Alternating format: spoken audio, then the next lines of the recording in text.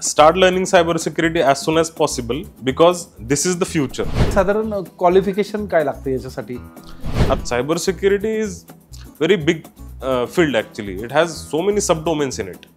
Cyber security एक fast growing field आहे, परंतु अजूनही अनेक लोकांना याबद्दल पूर्ण माहिती नाहीये.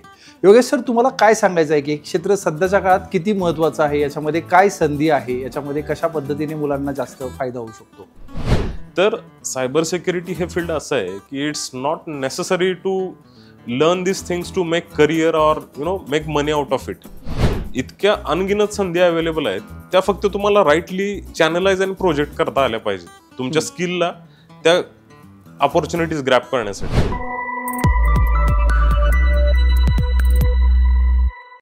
आज आपल्याला अतिशय महत्त्वाचा विषय पाहायला मिळणार आहे. त्याचं नाव आहे सायबर सिक्युरिटी आणि त्यामध्ये येणाऱ्या संधी. आमच्यासोबत आज आहेत योगेश सावंत सर, जे सायबर सुरक्षा क्षेत्रातील एक उत्तम मार्गदर्शक आणि प्रशिक्षक आहेत. योगेश सर, तुमचं स्वागत आहे कोच किरण पाटील शोमध्ये. बऱ्याच लोकांना प्रश्न असतो, म्हणजे मला देखील, की नेमकं सायबर सिक्युरिटी म्हणजे काय? Thank you sir. First of all thank you so much for inviting me and या टॉपिकला टच केल्याबद्दल सगळ्यात पहिल्यांदा तुमचा आभार, कारण की या टॉपिकबद्दल खूप कमी अवेअरनेस आहे.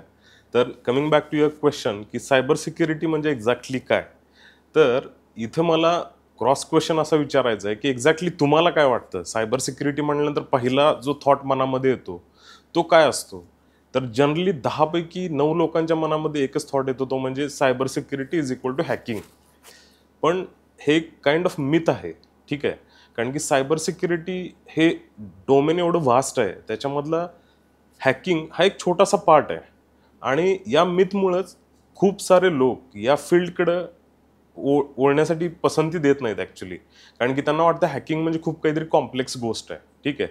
But apart from that there are so many subdomains available where you can actually make your career in a very professional manner actually. Cyber security एक फास्ट ग्रोईंग फील्ड आहे, परंतु अजूनही अनेक लोकांना याबद्दल पूर्ण माहिती नाहीये. योगेश सर, तुम्हाला काय सांगायचं आहे की हे क्षेत्र सध्याच्या काळात किती महत्त्वाचं आहे, याच्यामध्ये काय संधी आहे, याच्यामध्ये कशा पद्धतीने मुलांना जास्त फायदा होऊ शकतो?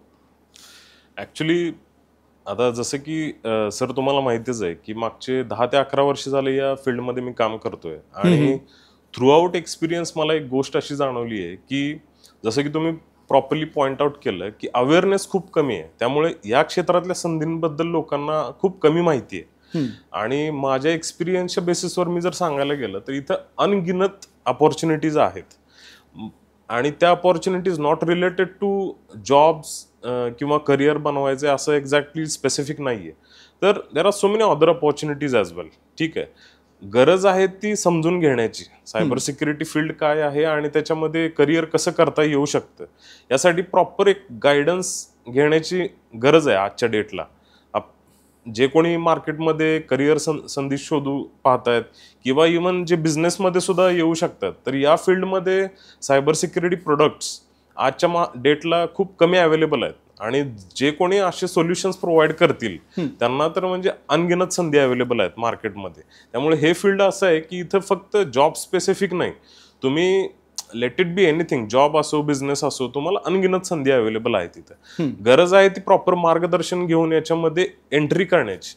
ओके, तुमचा प्रवास याच्यामध्ये तुम्ही कसं आले सायबर सिक्युरिटीमध्ये, कशा पद्धतीने तुमचा प्रवास सुरू झाला आणि का वाटलं ह्या फील्डमध्ये यावं? ओके, तर ॲक्च्युली इंटरेस्टिंगली मी 2012 मध्ये पुण्याला आलो. आणि जेव्हा माझी करिअरची सुरुवात झाली तेव्हा मी सॉफ्टवेअर डेव्हलपर म्हणून जॉईन झालो. प्रोग्रेस 4GL म्हणून एक स्क्रिप्टिंग लँग्वेज आहे, अगदी जावासारखी तशीच ती लँग्वेज आहे. मग त्याच्यामध्ये ॲज अ सॉफ्टवेअर डेव्हलपर म्हणून मी काम करायला लागलो पुण्यातल्या एका MNC मध्ये. मग तिथं त्या रोलमध्ये काम करत असताना मला रिक्वायरमेंट्स येत होत्या की हे पर्टिक्युलर सिक्युरिटी कंट्रोल्स इम्प्लिमेंट करायचे आहेत तुम्हाला कोड थ्रू. मग तेव्हा मला थोडा आयडिया लागली की हे एक्झॅक्टली काय अजून जाणून घ्यायचंय मला. म्हणून मी सिक्युरिटीबद्दल आणखीन थोडं स्टडी करायला चालू केलं आणि मला हे या डोमेनबद्दल डिटेलमध्ये इन्फॉर्मेशन भेटायला चालू झाली. मग साधारण 1.5-2-3 वर्षाच्या कालावधीनंतर मी ठरवलं की मला इथून पुढचा जो प्रवास आहे तो फुल्ली सायबर सिक्युरिटी या करिअरमध्येच करायचा आहे.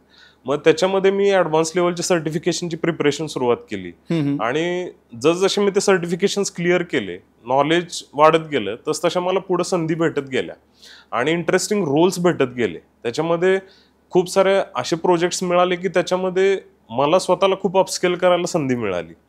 तर सांगायचा मुद्दा हा आहे की या फील्डमध्ये मी जिथं स्टार्ट केलं तिथं मला सायबर सिक्युरिटीचा सीही माहीत नव्हता, apart from my academics. Okay, पण इव्हेंच्युअली मी as soon as I started मला त्या गोष्टी गवसत गेल्या, मला राईट मेंटॉर्स भेटत गेले आणि मी स्वतःला अपग्रेड करत गेलो. आणि म्हणजे सांगायला अगदी अभिमान वाटेल की आजपर्यंत जितक्या ठिकाणी मी ट्राय केला एखादी अपॉर्च्युनिटी मिळवायचा, तर त्या ठिकाणी म्हणजे नेक्स्ट टू नन फेल्युअर भेटलं. म्हणजे प्रत्येक ठिकाणी मला अपॉर्च्युनिटी भेटतच गेली. आणि ह्याचा जर आपण उलट विचार केला की असं का होत गेलं, तर मार्केटमध्ये ह्या स्किलची डिमांड एवढी आहे, इव्हन ती असणार आहे फ्युचरमध्ये, त्या पॉईंटवर आपण येऊ नंतर की का असणार आहे ह्याची नीड.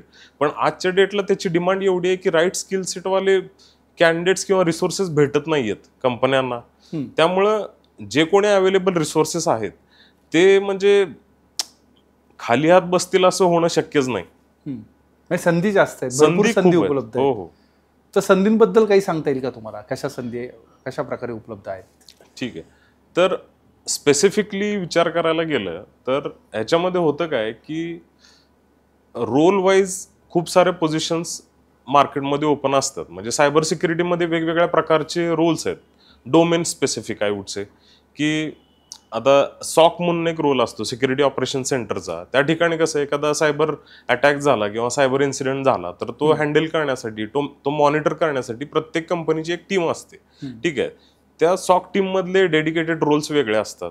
त्याचप्रमाणे मॉनिटरिंग आणि गव्हर्नन्सचे रोल्स, त्याला आम्ही GRC म्हणतो, गव्हर्नन्स रिस्क अँड कंप्लायन्स, त्याचे रोल्स वेगळे असतात. त्याच्यामध्ये तुम्हाला ऍक्च्युअलमध्ये जाऊन कोड नसतो करायचा, पण ज्या सायबर ऍक्टिव्हिटीज होत असतात कंपन्यांमध्ये त्या तुम्हाला रिगरसली मॉनिटर कराव्या लागतात, गव्हर्न कराव्या लागतात.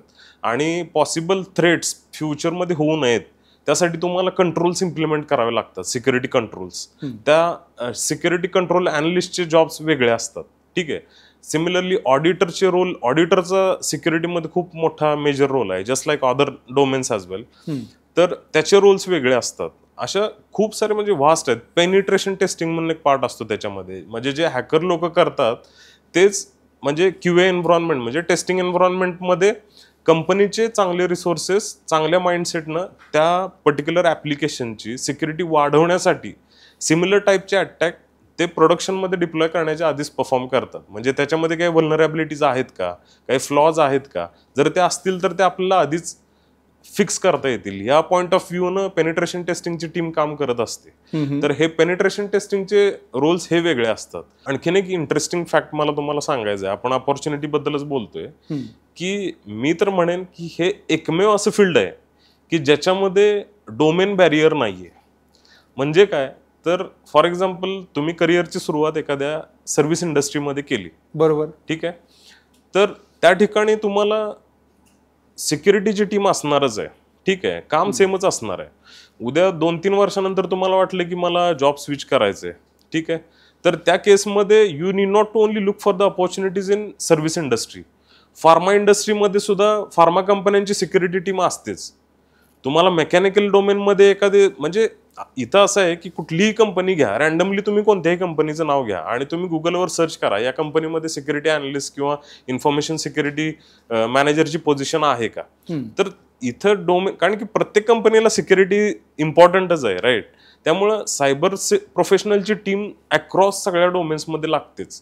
त्यामुळं स्विच जो म्हणतो ना हा प्रकार, तो तुम्हाला डोमेन स्पेसिफिक राहणार नाही की बँकिंगमधून बँकिंगमध्येच जायचं आहे, सर्व्हिसमधून सर्व्हिसमध्ये जायचं आहे. त्यामुळं इथं होतं काय की तुम्हाला बॅरियर्स काय नाही आहेत. रोल स्पेसिफिक तुम्ही कुठल्याही इंडस्ट्रीमध्ये स्वतःचं करिअर ग्रूम करू शकता. या फॅक्टमुळे होतं काय की अल्टिमेटली तुमचं कॉम्पिटिशन कमी होतं, डायल्यूट होऊन जातं. कारण की सेम रिसोर्स अक्रॉस 4-5 इंडस्ट्रीमध्ये चालतो, राईट. त्यामुळं कॉम्पिटिशनचा सवालच येत नाही कुठे. इतक्या अनगिनत संधी अवेलेबल आहेत, त्या फक्त तुम्हाला राईटली चॅनलाइज आणि प्रोजेक्ट करता आल्या पाहिजेत तुमच्या स्किलला त्या ऑपॉर्च्युनिटीज ग्रॅप करण्यासाठी. सायबर सिक्युरिटीच्या वेगवेगळ्या शाखांमध्ये काय काय वेगळ्या संधी आहेत? आता जसं की मी आता तुम्हाला सांगितलं की डोमेन स्पेसिफिक रूल्स वेगवेगळे राहतात. आता फॉर एक्झाम्पल त्यातले ठराविक गोष्टी सांगायचं झाल्या तर आयडेंटिटी आणि ऍक्सेस मॅनेजमेंट म्हणून एक स्पेसिफिक रूल आहे, एक डोमेन सब डोमेन आहे की जे खूप निश आहे म्हणजे सायबर सिक्युरिटी बद्दल, की जे काही आयडेंटिटीज असतात युजर्सच्या तर त्या सिक्युअर करण्यासाठी काय सिक्युरिटी कंट्रोल्स इम्प्लिमेंट करता येतील यासाठी सेपरेट रूल्स प्रोटोकॉल्स आहेत. अच्छा. तर त्याचे रूल्स वेगळे असतात. त्यानंतर सायबर सिक्युरिटीचे ग्लोबल लेवलला काही स्टँडर्ड फ्रेमवर्क्स आहेत. ठीक आहे, ठराविक सांगायचं झालं तर निस्ट म्हणून आहे, NIST, त्यानंतर कोबिट म्हणून आहे, GDPR आहे. तर या सायबर सिक्युरिटी फ्रेमवर्कचं नॉलेज असणाऱ्या व्यक्तीचे रोल स्पेसिफिक जॉब्स आहेत.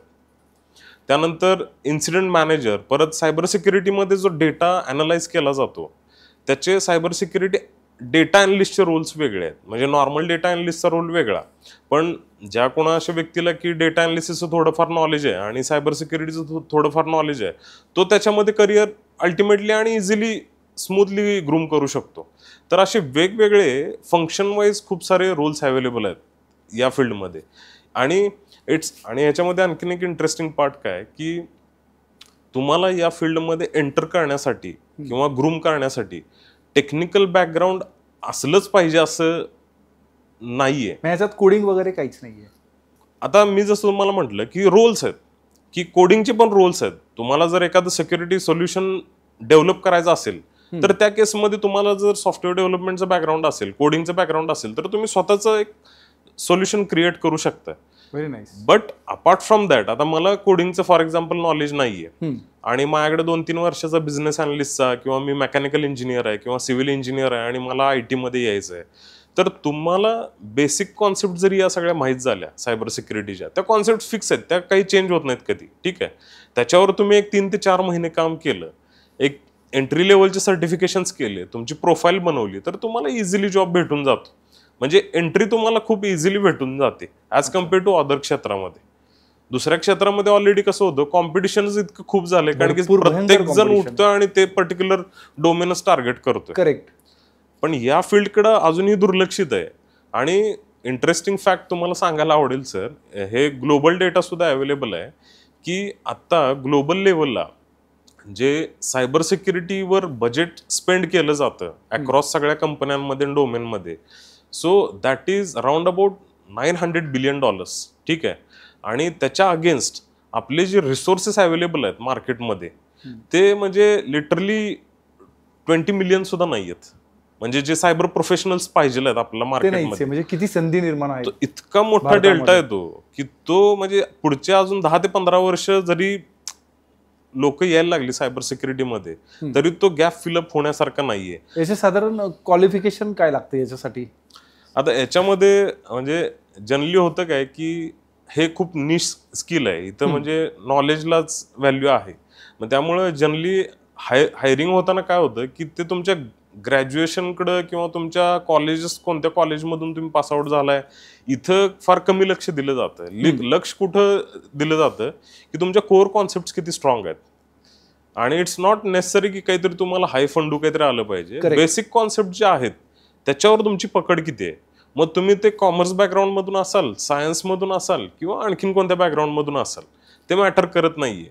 पण मी जेव्हा एखादा पर्टिक्युलर अटॅक बद्दल तुम्हाला विचारतोय की डॉस अटॅकची मला अनॉलॉजी सांगा की कसा इम्प्लिमेंट होतो, सिम्पल एक क्वेश्चन, तर त्या कॅन्डिडेटला ऍटलिस्ट माहित पाहिजे डॉस अटॅक काय आहे, की तो कसा प्लॅन केला जातो. ठीक आहे, त्याला आम्ही डिनायल ऑफ सर्व्हिस अटॅक म्हणतो. तर असे छोटे छोटे आहेत. सिम्पल सांगायचं झालं तर अँटीव्हायरस. आता आपल्याला विचार करताना किंवा सिस्टीम मध्ये बघताना खूप सिंपल गोष्ट वाटते अँटीव्हायरस, पण अँटीव्हायरस वर्क कसा होतो, त्याच्यामध्ये सिग्नेचर्स कशा अपडेट होतात, या गोष्टी हे कोर अंडरस्टँडिंग आहे बेसिक. हे ज्याला माहिती आहे ना त्याला कोणताही इंटरव्ह्यू क्रॅक करणं सहज शक्य आहे ऍक्च्युली. आणि त्याला अकॅडमिकची अशी काही बंधनं नाही आहेत. की सिंपल भाषेत सांगायचं झालं की तिथे एक माझा फॉर्म्युला आहे सिक्रेट, ती त्रिसूत्री आहे म्हणजे या फील्डमध्ये सक्सेसफुल होण्यासाठी. ती म्हणजे 3 C आहेत. First is communication, second is confidence, and third very important thing is connection. की तुमचं नेटवर्क किती स्ट्रॉंग आहे. ट्रू. तर या 3 गोष्टीवर तुम्ही काम केलं. आता इथं तुम्ही म्हणाल की कम्युनिकेशनची काय गरज आहे. आता कम्युनिकेशन म्हणजे काय की तुम्हाला ती कॉन्सेप्ट समजली आहे, दॅट आय नो, पण स्टेक होल्डर तुमचा जो आहे त्याला ती तुम्हाला तेवढ्या प्रभावीपणे समजून सांगता आली पाहिजे त्याच्या लेवलला जाऊन. आणि तुम्ही बिझनेसमध्ये जेव्हा काम करता, नॉट नेसेसरी की समोरची व्यक्ती तुमच्यासारखी टेक्निकली साऊंड असेलच. खूपदा असं होतं, इनफॅक्ट 99% असं होतं की समोरच्या ज्या व्यक्ती असतात बिझनेसमध्ये त्या नॉन टेक्निकल बॅकग्राऊंडच्या असतात. मग त्यांना या गोष्टी समजावून सांगणं, एखाद्या सिक्युरिटी प्रोटोकॉलचा इम्पॉर्टन्स समजावून सांगणं, त्यासाठी कम्युनिकेशन तुमचं तेवढं प्रभावी पाहिजे. तर ते end to end properly work out होईल, चॅनलाइज होईल जी गोष्ट तुम्ही इम्प्लिमेंट करू पाहताय. आणि ते कॉन्फिडेंटली सांगता आलं पाहिजे. आणि कॉन्फिडन्स कुठून येईल तर तुमच्या कोर कॉन्सेप्ट जर चांगल्या असतील तर तिथून ऑटोमॅटिकली तुम्हाला कॉन्फिडन्स भेटेल. आणि कनेक्शन कशासाठी, तर हे फील्ड असं आहे, जसं मी तुम्हाला आधी म्हटलं की अक्रॉस सगळ्या डोमेन्समध्ये तुम्ही स्वतःला मूव्ह करू शकताय, तुमचं करिअर ग्रूम करू शकताय. मग तिथं तुम्हाला तुमचं नेटवर्क स्ट्रॉंग येतं, स्ट्रॉंग हवं असतं इझिली मुवमेंट करण्यासाठी कोणत्याही फील्डमध्ये. तर to be very specific, coming back to your main question की अकॅडमिक्स काही स्पेशलायझेशन रिक्वायर्ड आहे का, तर आय वुड से नो, की स्पेसिफिक अकॅडमिकची काही गरज नाही. 12th ही चालेल. इनफॅक्ट म्हणजे सर तुम्ही आता गुगलला जरी चेक केलं की अशी मुलं आहेत लिटरली आता ती 10th 12th अजून पास व्हायची आहेत, but they are really sound ethical hackers. आणि ते लिटरली आपल्या कधी कधी गव्हर्नमेंट ऑफिशियल्स काही केसेस असतात वगैरे त्याच्यामध्ये सुद्धा ती मुलं हेल्प करतात. हा, काही केसेस सॉल्व्ह करण्यासाठी, काही डेटा एक्स्ट्रॅक्ट करण्यासाठी ही मुलं हेल्प करतात. म्हणजे अल्टिमेटली काय, इथं नॉलेजला इम्पॉर्टन्स आहे या फील्डमध्ये. नॉलेज पॉवरफुल पाहिजे. हा, नॉलेज पाहिजे तुमच्याकडे. मग तिथं तुम्हाला बाकी सगळ्या गोष्टी मग तुमच्या इग्नोर केल्या जातात की तुमचं काय बॅकग्राऊंड आहे किंवा तुम्ही कोणत्या, doesn't matter, hardly matters I would से. तुमच्या मते सायबर सिक्युरिटी क्षेत्राच्या वाढीस मुख्य कारण काय आहे? एवढ्या संधी कशा काय निर्माण झालेल्या आहेत? ऍक्च्युली संधी ह्या आधीपासून होत्या. ॲज सून ॲज इंडियामध्ये जसं डिजिटल बूम झाला, म्हणजे 2000 सालापासून आय वुड से, मग तेव्हा कसं खूप सगळे इनिशियल स्टेजमध्ये होतं. पण रिसेंटली जर तुम्ही पाहिलं मागच्या 7-8 वर्षामध्ये डिजिटलायझेशन आणि ट्रान्सफॉर्मेशन जेवढं झालंय इंडियामध्ये, कोरोना नंतर तर खूप अग्रेसिव्हली झालंय. सगळ्या गोष्टी डिजिटल प्लॅटफॉर्म 10 वर्षानंतर व्हायचं ते अगदीच 2 वर्षातच झालं. करेक्ट. आणि लोकांना ते कन्व्हिनियंट वाटायला लागलं डिजिटल गोष्टी. मग आता जिथं जिथं डिजिटल हा पर्टिक्युलर फॅक्ट येतोय तिथं सिक्युरिटी हा अल्टिमेटली येतो, बाय डिफॉल्ट येतो. त्याच्यामुळे तो अवेअरनेस जास्त वाढला. करेक्ट. आणि याचा मेन क्रक्स काय आहे की इथून पुढचं काय पाऊल असणार आहे किंवा ट्रेंड काय असणार आहे आय वुड से.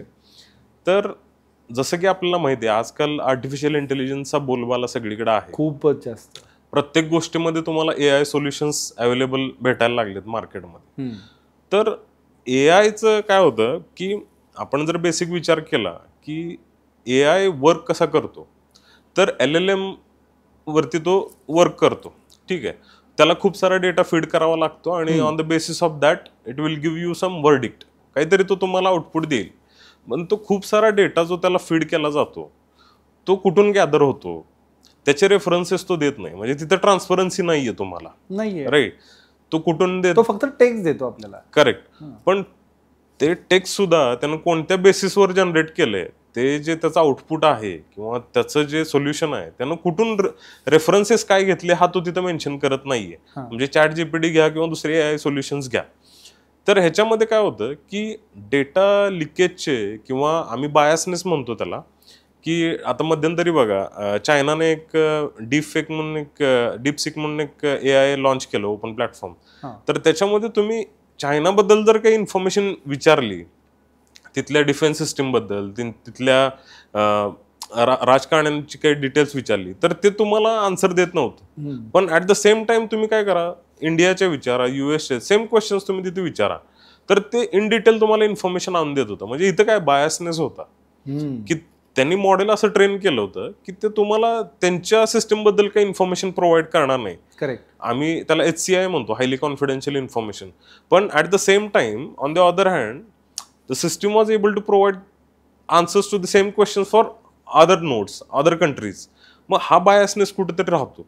मग अशा प्रकारच्या गोष्टी AI जसजसं मार्केटमध्ये बूम व्हायला लागलंय तसं आपल्याला सिक्युरिटी पण तेवढी स्ट्रेंथन केली पाहिजे या AI सोल्युशनच्या अगेन्स्ट. कारण की प्रत्येक गोष्ट जशी AI वर जाईल त्याला सिक्युरिटी प्रोटोकॉल्स काहीतरी प्लेसमध्ये पाहिजे. त्यामुळं सिक्युरिटी प्रोफेशनलची संख्या जी रिक्वायर्ड आहे पुढच्या 5 ते 10 वर्षामध्ये ती अल्टिमेटली खूप हाय आहे ऍक्च्युली. जेवढे AI बूम होईल आय वुड से की त्याच्या 10 पटीनं सायबर सिक्युरिटी बूम होईल. सायबर सिक्युरिटीमध्ये करिअर करण्यासाठी नेमकं सुरुवात कशी करायची, सुरुवात कुठून करायची?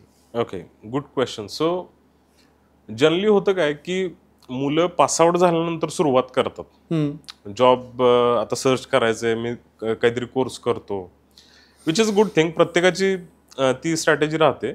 पण मी एक थोडं रेकमेंड असं करेन की तुम्ही एकदम इनिशियल स्टेजलाच, म्हणजे in fact as soon as possible तुम्हाला आज जर या टॉपिकबद्दल माहिती मिळाली तर तुम्ही त्या दृष्टीनं पावलं टाकायला सुरुवात केली पाहिजे. काही ना काहीतरी टॉपिक घेऊन तो डेली रीड केला पाहिजे. मी जास्त म्हणत नाही, डेली 15 ते 20 मिनिटं अर्धा तास तुम्ही स्पेंड केला पाहिजे. मग तुम्ही ग्रॅज्युएशनमध्ये असाल किंवा तुम्ही इव्हन 12th स्टँडर्डमध्ये असाल तर डेली 10-15 मिनिटं तुम्ही रीड करू शकता, आरामशीर काही रीड करू शकताय. आणि पुढच्या 1 ते 2 वर्षामध्ये तुमचं फाउंडेशन खूप स्ट्रॉंग होतं. त्यामुळे ॲज सोन ॲज तुम्ही मार्केटमध्ये गेला तर तुम्हाला जॉब क्विकली भेटून जातो. त्यामुळे तुम्हाला वेट करावं लागत नाही. ही झाली एंट्री लेवलला जॉब सर्च करणाऱ्यांबद्दल, म्हणजे त्यांनी कुठं सुरुवात केली पाहिजे. आता जे लोक ऑलरेडी जॉबमध्ये आहेत आणि ते समहाऊ सॅटिस्फाईड नाही आहेत त्यांच्या रोलबद्दल किंवा वर्क रुटीनबद्दल, तर त्यांच्यासाठी ही चांगली संधी आहे. म्हणजे since they are already aware of corporate culture, त्यांच्यासाठी तर हे आणखीन इझी आहे. त्यांना फक्त टर्मिनॉलॉजी समजून घ्यायचे आहेत या फील्डमधल्या. ठीक आहे, त्याच्यामध्ये तुम्हाला फक्त 2 ते 3 मॅक्स टू मॅक्स 4 महिन्याचा वेळ लागेल. डेली 1 ते 2 तास तुम्हाला वेळ स्पेंड करायचा आहे. आणि त्यानंतर तुम्ही इझिली आहे ते एक्सपिरियन्सवर इकडे सुद्धा जॉब स्विच करू शकताय. आय मीन सायबर सिक्युरिटीच्या जॉबसाठी तुम्ही अप्लाय करायला चालू करू शकताय. So it's never too late to start. हे झालं करिअर, आय मीन कॉर्पोरेटमध्ये काम करणाऱ्यांसाठी. आता आपण अशा व्यक्तींबद्दल बोलूया की जे कॉर्पोरेटमध्ये पण जॉब करत नाहीत किंवा एंट्री लेवलला कॉलेजमध्ये पण नाही आहेत आणि ते ऑलरेडी 40-50 त्यांनी क्रॉस केलंय. तर सायबर सिक्युरिटी हे फील्ड असं आहे की it's not necessary to learn this things to make career or make money out of it. तर तुम्ही हे फील्ड शिकल्यानंतर इथून पुढं जसं अन्न वस्त्र निवारा हे आपल्या जे मूलभूत गरजा आहेत, तशी सायबर सिक्युरिटी ही एक मूलभूत गरज असणार आहे इथून पुढच्या काळामध्ये. तर तुम्ही याचं नॉलेज घेतल्यानंतर अल्टिमेटली तुम्ही स्वतःला आणि स्वतःच्या फॅमिलीला डिजिटली सेफ पण ठेवू शकताय. करेक्ट. आज तुम्ही पुण्यामध्ये पाहिलं किंवा इव्हन कुठेही पाहिलं, महाराष्ट्रामध्ये किंवा भारतामध्ये किंवा बाहेर सुद्धा सायबर बुलिंगच्या केसेस एवढ्या होतात, त्यामध्ये लहान मुलं एवढी त्या सायबर अटॅकच्या आहारी बळी पडतात. तर जर त्या घरामध्ये तो अवेअरनेस असेल किंवा ते जर नॉलेज असेल जर एखाद्या व्यक्तीला तरी मुलं सेफ राहतील ना. मग हे फील्ड असं आहे की it's never too late to start. तुम्ही at any point in time तुम्ही स्टार्ट करू शकता याच्यामध्ये करिअर किंवा लर्निंग. अच्छा, सायबर सिक्युरिटी आणि इथिकल हॅकिंग याच्यातला फरक काय नेमका? ओके, सो इथिकल हॅकिंग हा सायबर सिक्युरिटी डोमेनचा एक छोटासा पार्ट आहे. जसं मी मगाशी तुम्हाला म्हटलं की पेनिट्रेशन टेस्टिंगचे रोल्स मार्केटमध्ये अवेलेबल असतात. तर त्याच्यामध्ये होतं काय की एखादी सिस्टीम जी असते, ॲप्लिकेशन असेल किंवा हार्डवेअर असेल, तर त्याला ऑलरेडी म्हणजे मार्केटमध्ये लॉन्च करण्याच्या आधी त्याच्यावर जे हॅकर्स करतात तसे ते हॅक करण्याचा प्रयत्न केला जातो इथिकल वेमध्ये. इथिकल वे म्हणजे काय की समजून घेण्यासाठी की त्याच्यामध्ये फ्लॉज काय आहेत, त्याच्यामध्ये कमी काय आहेत त्या सिस्टीममध्ये जिथं सायबर अटॅक होऊ शकतो. अच्छा, तर हा जो प्रयत्न केला जातो तर त्याला इथिकल हॅकिंग म्हणतात. ठीक आहे, किंवा त्याच्यामध्ये अशा पण काही काही वेळी अशा असतात की इट्स नॉट नेसेसरी की पेनिट्रेशन टेस्टिंग रिलेटेड काहीतरी आहे. काय वेळी काय होतं की आता आत्ताचं उदाहरण घ्यायचं झालं तर for example Bharat Pak war चालू आहे. ठीक आहे, त्याच्यामध्ये आपण 2 दिवसापूर्वी न्यूज वाचली की डान्स ऑफ द हिलरी म्हणून सायबर अटॅक आपल्या इंडियन सिव्हिलियन्सवर होतोय. ते व्हॉट्सअपवर फेसबुकला ते लोक लिंक्स पाठवतात. मग आपले जे सिव्हिलियन्स आहेत त्यांना काही इन्फॉर्मेशन नाही ते क्लिक करतायत आणि क्विकली त्यांची सिस्टीम हॅक होते, डेटा हॅक होते आणि तिकडे यूज केला जातो. तर अशा प्रकारच्या गोष्टी होऊ नयेत म्हणून काउंटर अटॅक आपल्याला काय करता येईल तर तो म्हणजे इथिकल हॅकिंग. ठीक आहे, तर again I mean coming back to the main question, तर हा डिफरन्स आहे. इथिकल हॅकिंग हा सायबर सिक्युरिटी मधला एक छोटा सब डोमेन आहे. I would say cyber security is very big field actually. It has so many sub domains in it. साधारण किती डोमेन असतात त्याच्यामध्ये? तसं सर काउंट साधारण नाही, surely. I mean on the larger scale as well if I count 70 to 80 sub fields आहेत मी म्हणतो त्यामध्ये. आणि ते ऍडव्हान्स जसं आपण पुढे जातोय डिजिटलायझेशन मध्ये ते ऍडव्हान्स होत जाते, डोमेन्स वाढत जातात. जसं की सुरुवातीला डोरा म्हणून एक ऍक्ट होता, तो डिजिटल ऑपरेशनल रेझिलियन्सी ऍक्ट, युरोपनं तो लॉन्च केलाय बेसिकली. तर तो आधी नव्हता आणि तो आता 17 जानेवारी 2025 पासून तो इफेक्टिव्ह झाला आणि तो कंपल्सरी केलाय. तर त्याच्याशी रिलेटेड रोल्स आता नवीन ओपन झाले जे आधी नव्हते. ते डोमेनच क्रिएट झालं सेपरेट. त्यानंतर रिस्क अॅनालिस्टचे जॉब असतात. रिस्क अॅनालिस्टचा जॉब काय असतो की तुमच्या एक्झिस्टिंग कंपन्यांचे ज्या सिस्टम्स आहेत किंवा प्रोसेसेस आहेत त्याच्यामध्ये अंडरलाईन काही रिस्क आहे का, सायबर रिस्क आहे का, ती तुम्हाला जाऊन ऍसेस करायची सिस्टीममध्ये. तर त्याचे रोल्स वेगळे असतात. कंट्रोल टेस्टिंगचे जॉब वेगळे असतात की म्हणजे सिक्युरिटी कंट्रोल्स ऑलरेडी डिप्लॉयड आहेत पण ते वर्क करतायत का नाही हे तुम्हाला टेस्ट केलं पाहिजे. मग त्याची पिरियडिक टेस्टिंग होत असते 6 महिन्याला, वर्षाला, काही काही केसेसमध्ये डेली. म्हणजे जसं की क्रिटिकल ऍप्लिकेशन जे असतात म्हणजे पेमेंट प्रोसेसिंग ऍप्लिकेशन, गुगल पेचं आपण एक्झाम्पल घेऊया जे की आपले सगळे जणांना अवेअर आहेत.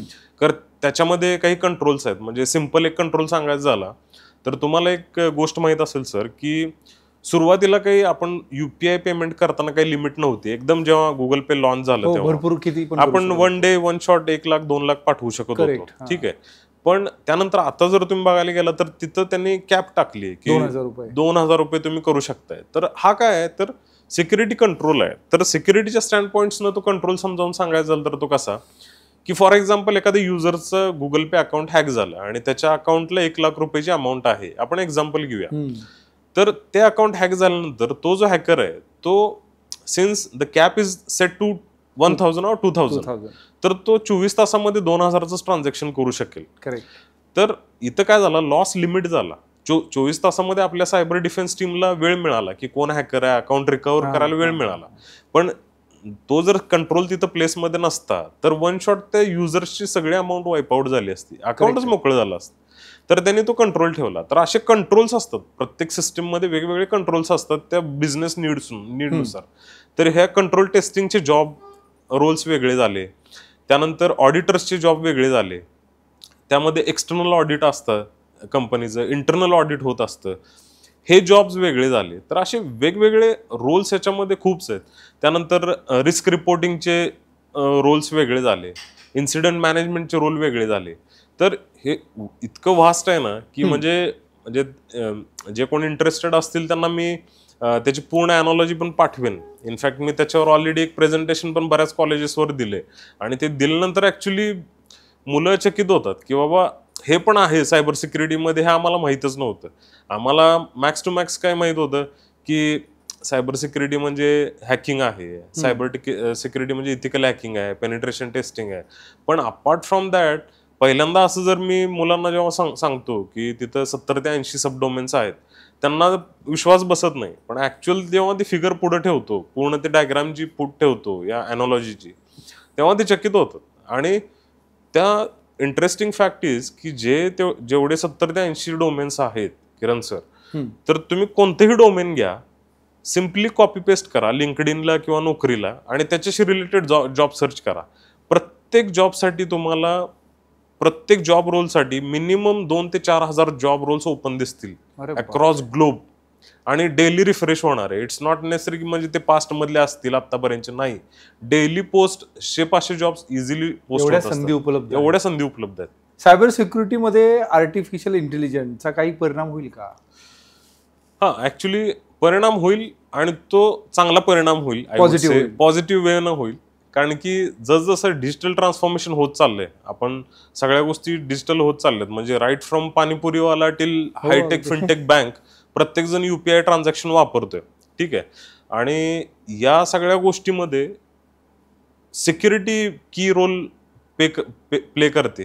ठीक आहे. त्यामुळे जितकं ऍडव्हान्समेंट आर्टिफिशियल इंटेलिजन्स साईडला होत जाईल तेवढं तुमचं सायबर सिक्युरिटी फील्ड बूम होत जाणार आहे. आणि इथं आणखीन एक पॉइंट ऍड्रेस करण्यासारखं आहे की आपल्याला सगळ्यांना माहिती आहे जसं आर्टिफिशियल इंटेलिजन्स टेक ओव्हर करते की दुसऱ्या क्षेत्रांमध्ये थोडं भीतीचं मंदीचं सावट आहे. कारण की आर्टिफिशियल इंटेलिजन्स कोड तुम्हाला रेडीमेड बनवून देते, टेस्ट एखादी सिस्टम करून देते. म्हणजे तुम्हाला फक्त प्रॉम्प्ट लिहायचं आणि तो अल्टिमेटली तुम्हाला रिझल्ट आणून देईल. पण हे फील्ड सायबर सिक्युरिटीला अफेक्ट का करणार नाही, कारण सायबर सिक्युरिटी आता कुठलीही सायबर सिक्युरिटी कोणतीही कंपनी ना सायबर सिक्युरिटी फील्डमध्ये किंवा त्यांच्या पर्टिक्युलर त्या टीममध्ये AI सोल्युशन्स इम्प्लिमेंट करायला घाबरते. का तर AI सोल्युशन्सला अनलेस अँड अंटिल तुम्ही तुमचा डेटा फीड करत नाही तोपर्यंत तुम्हाला काही रिझल्ट देणार नाही. ठीक आहे. आणि सायबर सिक्युरिटी रिलेटेड जर तुम्हाला सोल्युशन्स पाहिजे असतील AI थ्रू, तर तुम्हाला तुमच्या कंपन्यांचे IP चे सर्व्हरचे IP ॲड्रेस किंवा फायरवॉलच्या सेटिंग्स ज्या काही म्हणजे एकदम हायली कॉन्फिडेन्शियल डेटा आहे तो फीड करावा लागेल, तरच तुम्हाला ते काहीतरी सोल्युशन क्रिएट करून देईल, आणि जे की ॲडवायझेबल नाही आहे ॲट ऑल.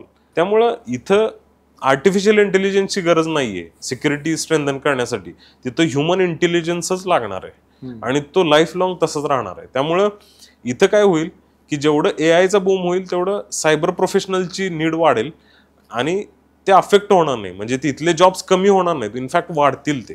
अच्छा, तर साधारण कशा संधी आहेत सायबर सिक्युरिटीमध्ये, प्रमोशनच्या संधी कशा आहेत? माझ्या एक्सपिरियन्सवरून तुम्हाला सांगतो, इथं तुम्हाला पे स्केल एवढे चांगले आहेत की you need not to worry about promotions.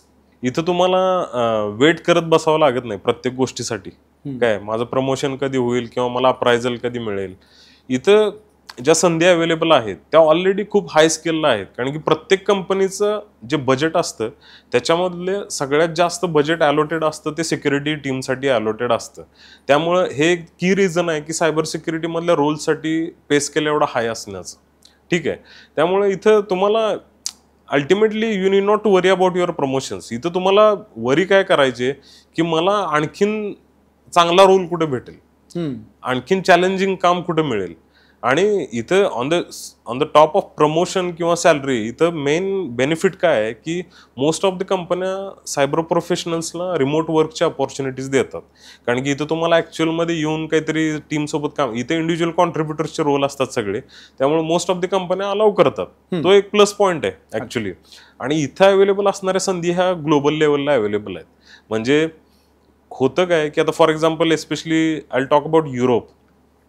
US बद्दल मी बोलणार नाही, कारण की आता इथं व्हिसाचे खूप इश्यूज चालू आहेत, नवीन सरकार जे आले तिथलं ते रिस्ट्रिक्शन्स टाकते. पण युरोपबद्दल तिथं या स्किल सेटची लोक फार कमी आहेत. ठीक आहे. सायबर सिक्युरिटीमध्ये काम करणारी युरोप रिजनमध्ये. तर तिथल्या कंपन्या काय करतात, लिटरली आपल्या इथल्या मुलांना, म्हणजे तुम्हाला इथून अप्लाय करायचं आहे फक्त लिंक्डइन थ्रू, तिथले recruiters they will get in touch with you, they will schedule your rounds of interviews, 3 ते 4 राऊंड्स होतील, ते तुम्हाला व्हिसा स्पॉन्सर करतील आणि प्लस तुम्हाला तिथल्याप्रमाणे तुमची सॅलरी मिळेल.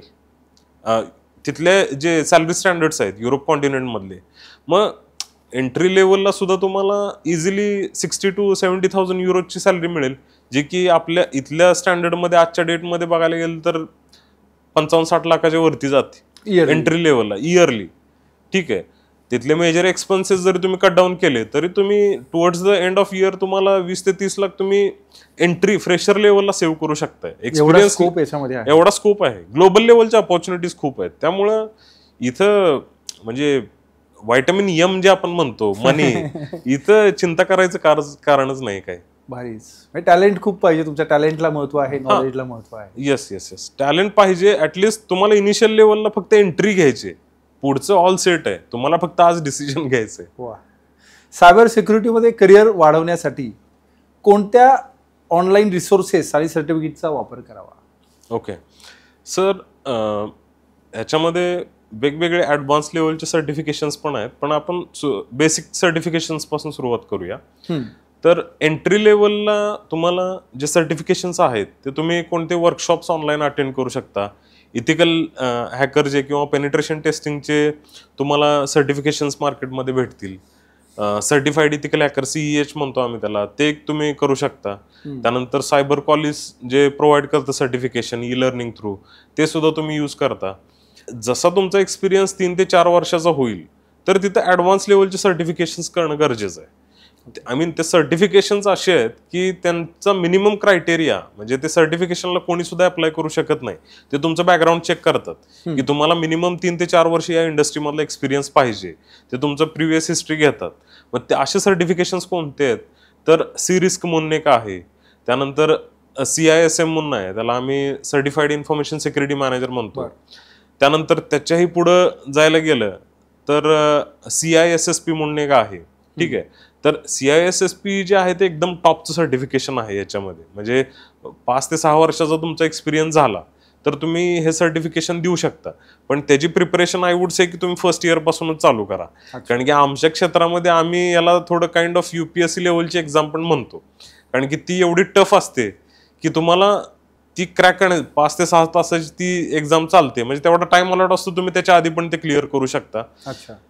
पण ती एकदा क्लिअर केली, पर्पजफुली मी ह्या कॉम्पिटेटिव्ह एक्झामचं नाव इथं का घेतलं तर कॉम्पिटेटिव्ह एक्झाम मध्ये काय होतं की तुम्हाला ते क्लिअर केल्यानंतर तुम्हाला क्लिअर करताना जो प्रवास आहे तो टफ आहे आणि तो क्लिअर केल्यानंतर मिळणारी जी ग्लोरी आहे ती एकदम हाय एंड आहे. सिमिलरली या फील्डमध्ये CISSP क्लिअर करतानाचा जो प्रवास आहे तो काइंड ऑफ थोडा टफ आहे. तुम्हाला नॉलेज खूप मिळेल, तुम्हाला रीड करावं लागेल, पण UPSC एवढं टफ नसणार आहे. कारण की UPSC ला कसं होतं की तुम्हाला सब्जेक्ट्स खूप व्हास्ट असतात, सगळ्या एरियामध्ये टच करावं लागते. पण CISSP ला कसं सायबर सिक्युरिटी स्पेसिफिकच तुम्हाला सगळे एरिया टच करायचे आणि ते क्लिअर केल्यानंतर तुम्हाला जी ग्लोरी मिळणार आहे ती जर तुम्हाला सांगायचं झालं तर त्यानंतर तुम्हाला लाईफ लॉंग कधीही स्वतःहून कुठे जाऊन कंपनीमध्ये अप्लाय करायची गरज पडणार नाही. तुम्ही लिंक्डइनला प्रोफाईल अपलोड करा, CISSP सर्टिफाईड आहे टाका फक्त, अपफ्रंटली तुम्हाला रिक्रुटर्स रिच आउट करतील.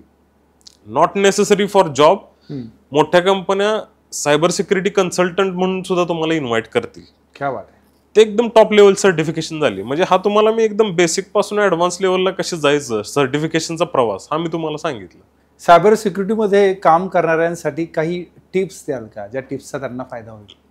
स्वतःला एकतर ऍडव्हान्स ठेवावं लागतं. मार्केटमध्ये जे ट्रेंड्स चालू आहेत आणि त्याला अनुसरून स्वतःचा, आम्ही त्याला रिस्क माइंड म्हणतो, की स्वतःचा रिस्क माइंड नेहमी अलर्ट ठेवावा लागतो की कोणत्या गोष्टीमध्ये काय रिस्क आहे ती नेहमी कॉशियसली पाहता आली पाहिजे. ठीक आहे. आणि त्याच्या अनुसरून तुम्हाला सोल्युशन्स डेव्हलप करता आले पाहिजेत. अगदीच सोल्युशन नाही डेव्हलप करता आले, तुम्ही अवेअरनेस तरी क्रिएट करा. आजूबाजूच्या 4 लोकांना सांगा की काय एक्झॅक्टली इश्यूज आहेत, काय पोटेन्शियल थ्रेट्स आहेत.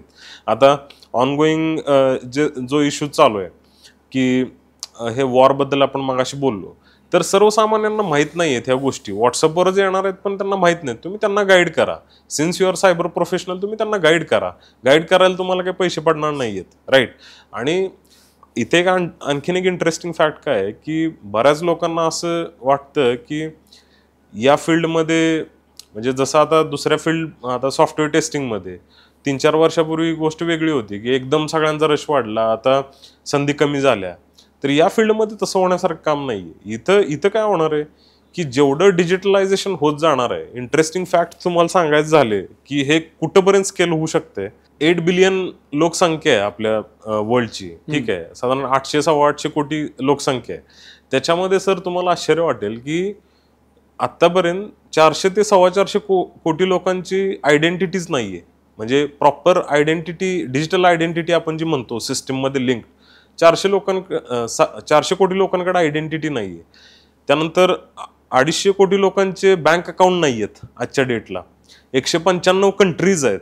त्या 195 कंट्रीज मधल्या राऊंड अबाउट 135 कंट्रीजमध्ये अजून फास्ट पेमेंट त्यांनी ऑप्टच केलेलं नाहीये.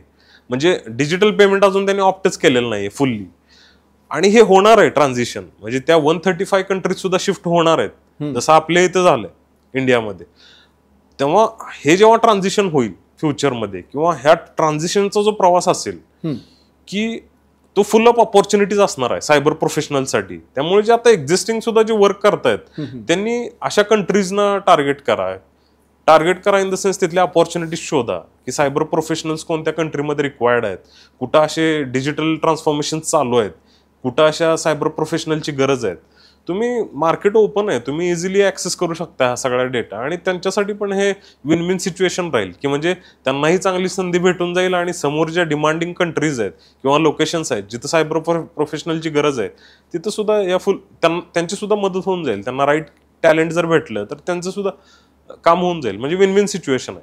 साधारण कुठले टूल्स आणि सॉफ्टवेअर वापरतात सायबर सिक्युरिटीमध्ये? केस स्पेसिफिक टूल्स यूज केले जातात. वेगवेगळ्या कंपन्यांचे टूल्स आहेत. IBMचं क्यू स्पायडर वगैरे अशा ह्या गोष्टी आहेत.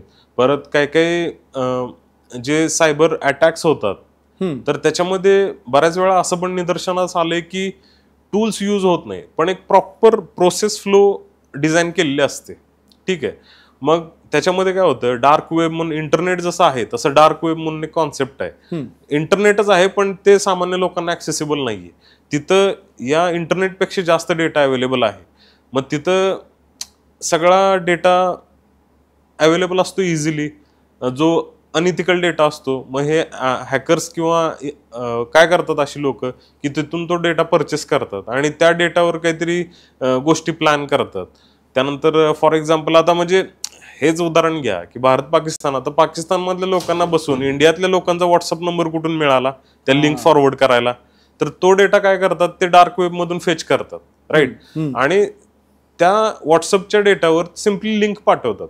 मग आता इथं टूल्स कोणते यूज झाले जर आपण तसा विचार करायला गेलो तुमच्या क्वेश्चन स्पेसिफिक, तर डार्क वेब मधून डेटा फेच केला त्यांनी, ते इंटरनेटचं एक माध्यम झालं. ठीक आहे, डार्क वेब.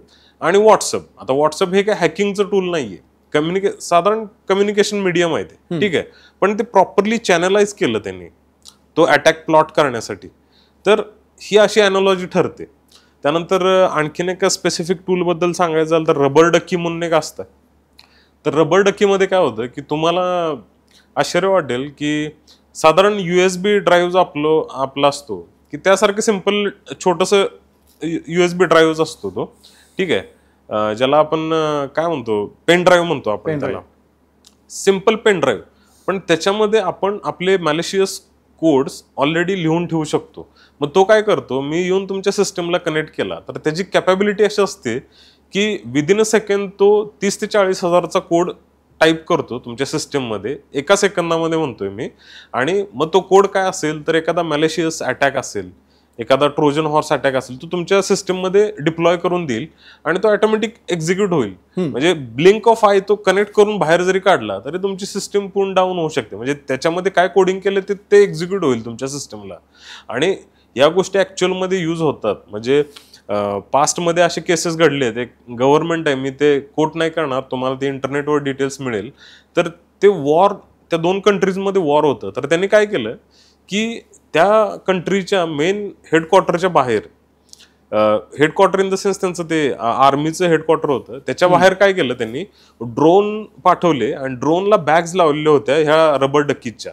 मग ते दिसताना तर पेन ड्राईव्ह दिसत होता आणि त्याने असे हजारो टाकून दिले तिथं त्या प्रिमायसेस मध्ये.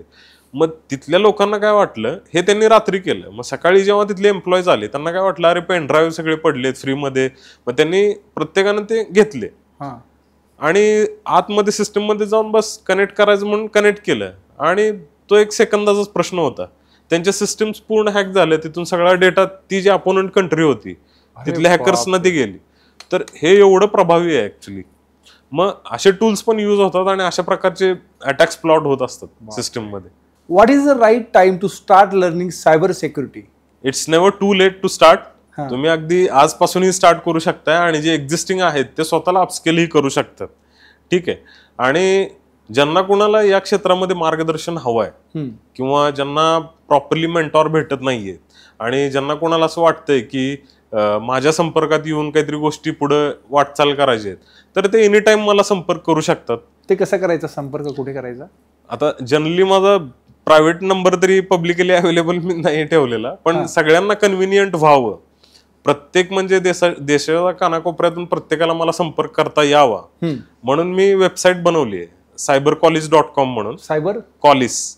मित्रांनो, कोणालाही संपर्क करायचा असेल तर cybercollis.com याच्यावर तुम्ही संपर्क करू शकता. तिथून मला कोणीही संपर्क करू शकतं. तिथं मी जे इंटरेस्टेड आहेत की या क्षेत्रामध्ये करिअर संधी म्हणजे पुढे लर्निंग स्टार्ट करायला, तिथं मी त्यांच्यासाठी प्रॉपर मटेरियल पण अवेलेबल करून ठेवले. ते तिथून ऍक्सेस करू शकतात.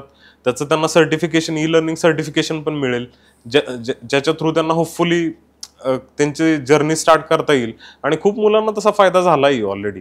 म्हणजे आजच्या डेटला आपल्या पश्चिम महाराष्ट्रामधली तर स्पेसिफिक बोलायचं झालं, खूप सारे कॉलेजेस मला सेमिनारसाठी इन्व्हाइट करतात. मुलांना करिअर म्हणजे सायबर सिक्युरिटीमध्ये करिअर स्पेसिफिक त्यासाठी इन्व्हाइट करतात. मग त्या कॉलेजेसचा पण हा चॅलेंज असतो की संपर्क कसा करायचा. तर त्या कॉलेजेसच्या रिस्पेक्टिव्ह ऑथॉरिटीजना पण हीच रिक्वेस्ट आहे की या वेबसाईटवर तुम्हाला इझिली माझे कॉन्टॅक्ट डिटेल्स मिळून जातील, तिथून आपण संपर्क करू शकता. आणि तुमचा अंतिम संदेश काय राहील युवा पिढीसाठी सायबर सिक्युरिटी बाबत Yogesh? Start learning cyber security as soon as possible because this is the future. याच्या पलीकडे काही नसणार आहे आणि ह्याची गरज लाईफ लॉंग राहणार आहे. अनलेस अँड अंटिल तुमचे मोबाईल, कम्प्युटर्स, डिजिटल डेटा राहणार आहे, इंटरनेट राहणार आहे, तोपर्यंत सायबर सिक्युरिटी ही चिरंतर काळ सिस्टीममध्ये राहणार आहे. थँक्यू योगेश सर, तुम्ही आलात आणि खूप छान माहिती सगळ्या विद्यार्थ्यांना दिली, स्टुडंटला दिली, ज्यांना करिअर करायचं आहे कोच किरण पाटील शोमध्ये. त्यामध्ये मनापासून मी आभार व्यक्त करतो. खूप व्हॅल्युएबल डिस्कशन आज झालेलं आहे. मला खात्री आहे की आमच्या श्रोत्यांना खूप मदत झाली आहे. Don't forget to like, share, comments and subscribe to our channel. Keep following us for more inspiring and informative topics. Thank you very much. आणि लवकरच आपण पार्ट 2 देखील तुमचा घेऊया. असेच आमच्या विद्यार्थ्यांना मार्गदर्शन करत राहा, कारण बऱ्याच विद्यार्थ्यांना 10वी नंतर काय करायचंय, 12वी नंतर काय करायचंय ते एक टिपिकल माहिती आहे की IT किंवा ॲनिमेशन किंवा ग्राफिक डिझाईन, पण हा सायबर सिक्युरिटीमध्ये एवढं करिअर होऊ शकतं हे बऱ्याच विद्यार्थ्यांना माहिती नाही आहे. आणि याचा अवेअरनेस तुम्ही करत आहात, त्यामुळे तुमचे मनापासून आभार. इनफॅक्ट सर, थँक्यू तुम्हाला इन्व्हाइट केल्याबद्दल. आणि हा खूप इम्पॉर्टंट सेन्सिटिव्ह टॉपिक तुम्ही या प्लॅटफॉर्मवर, तुमचे एवढ्या मोठ्या प्लॅटफॉर्मवर घेऊन आला, कारण की लोकांना अवेअरनेसची गरज आहे आणि तुम्ही ते खूप प्रभावीपणे करताय. त्याबद्दल थँक्यू. आणि नक्कीच आपण याचा पार्ट 2 करू. नक्की. धन्यवाद. Thank you very much.